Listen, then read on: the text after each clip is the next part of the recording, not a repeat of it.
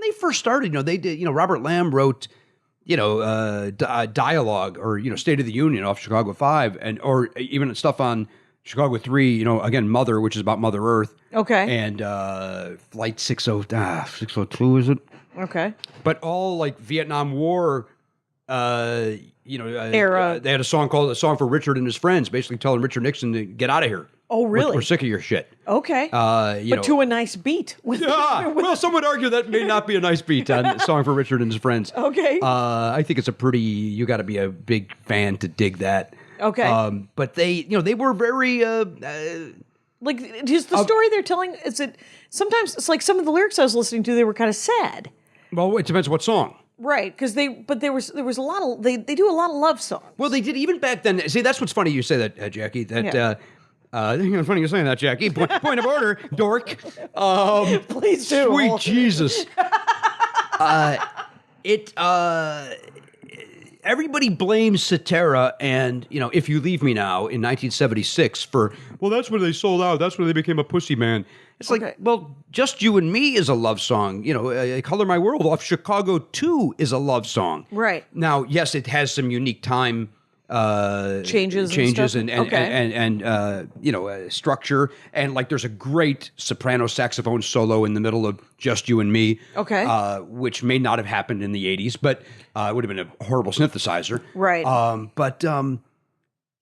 That's kind of who they were. They were a mixture of this rock and roll with horns, and then they would do a ballad, and back to back, and it was a time where nobody thought it was weird. Like even Zeppelin would do Going to California after Black Dog, you know what I mean? It's like two different, it's the same band, they still have the same vibe. Same with Wings. I mean, Wings had but some could argue that Paul McCartney is just a sappy jackass, and that the rock and roll songs are the rarity, the exception. Oh, okay. I'm not that guy, but some would. Okay, yeah.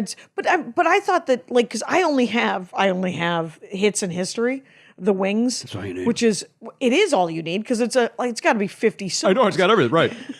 So some of them are really sappy, and some of them are well, A Jet.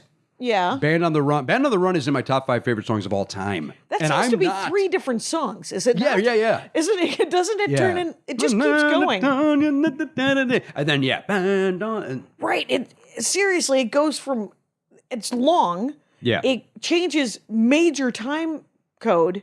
Time code? That can't be it. That's not what time to 4/4 to 6/8 or what whatever. Is that called? Because that's what I'm. That's the same thing I'm trying to think of too. Yeah. And I was happy when you said time change. I just went along with it. Yeah. It's not what I meant, but it was close enough. Like it's as close as I can come to. Somebody. Time.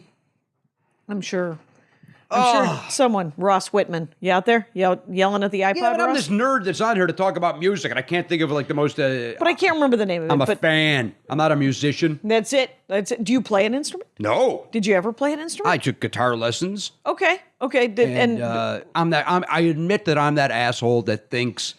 Oh, at the party? I can't. No. No, that guy's another. You're not that asshole. I'm the guy who, if I'm not playing after 3 lessons. Yeah. Oh. I'm not.